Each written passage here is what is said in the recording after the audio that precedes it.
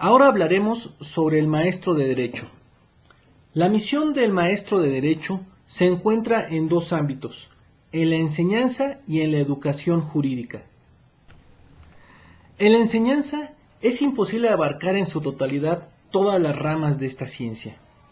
Es por ello que el maestro de Derecho, desde la perspectiva de su educación jurídica, debe ser un jurisprudente especializado, sin que signifique que no sepa lo elemental de las áreas distintas a su especialización, dado que su conocimiento es y debe ser multidisciplinario. El Magister Iuris debe exponer los ordenamientos legales también desde su dimensión histórica, sociológica y filosófica.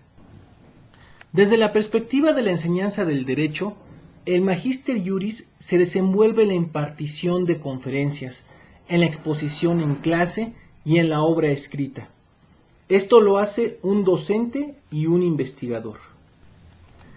El Magister Iuris debe utilizar una metodología que facilite la transmisión del conocimiento y para lograrlo debe hacer la referencia histórica, la referencia filosófica, recurrir a la anécdota y cuando se amerite exponer un discurso sustancioso, interesante y elocuente. El autor nos muestra un contraste muy interesante.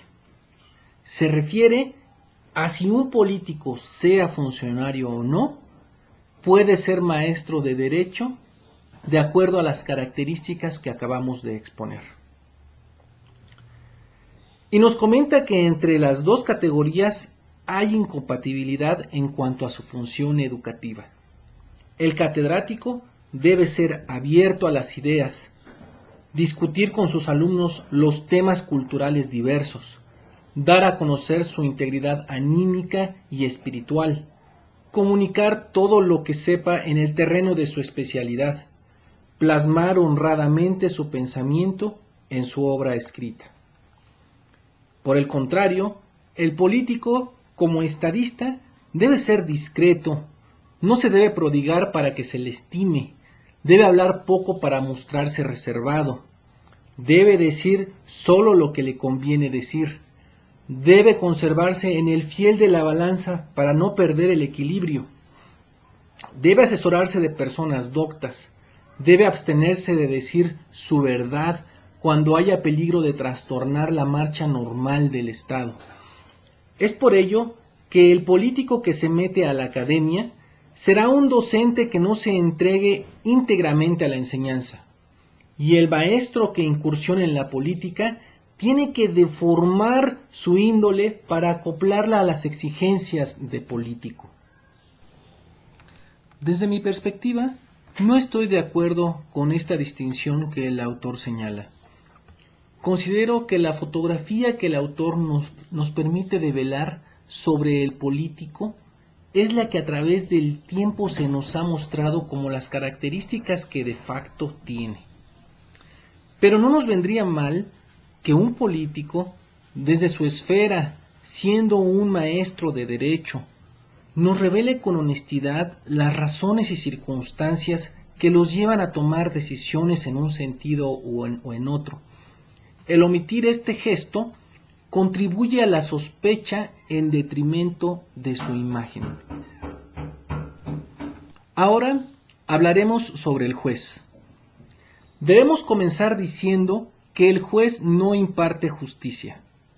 Su deber es aplicar el derecho. Decir el derecho no es hacer justicia, sino acatar sus normas que pueden ser justas o injustas. El juez tiene la obligación de interpretarlas para extraer su razón. El autor dedica un considerable esfuerzo a describir las deficiencias y vicios de un mal juez. Pero para evitar que se convierta en una apología al vicio y a la corrupción, nos centraremos en las virtudes que un juez debe tener. Las características de un juez deben ser similares a las del abogado.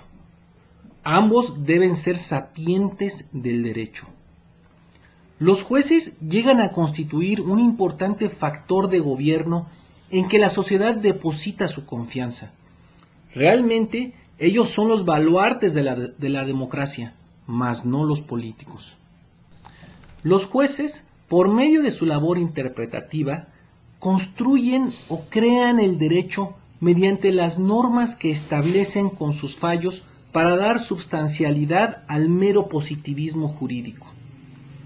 El juez debe tener las cualidades de la imparcialidad y de valor civil. La imparcialidad para mantener el equilibrio entre las partes contendientes.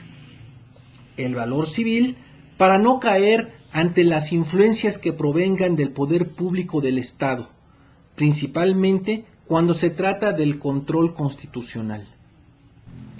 Es interesante la anécdota que el autor nos ofrece, relacionada a la reina Victoria de Inglaterra, cuando grandes personajes del reino se rendían a sus pies.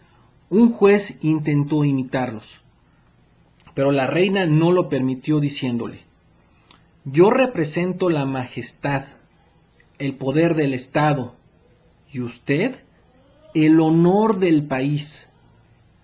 Es la majestad la que se rinde al honor judicial que usted encarna.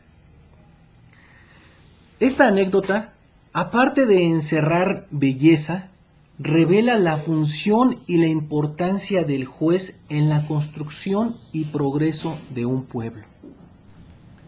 Desde mi personal punto de vista, estas características del juez verdaderamente son deseables. Me viene un sentimiento de duda, de contrariedad con lo que el autor apunta, cuando fijamos la mirada en la realidad y vemos casos como los del Gober Precioso, como los de Florence Cassés y tantos otros personajes más, en los que por perseguir un orden irrestricto en el procedimiento, se desenfoca lo que persigue el orden normativo, la justicia.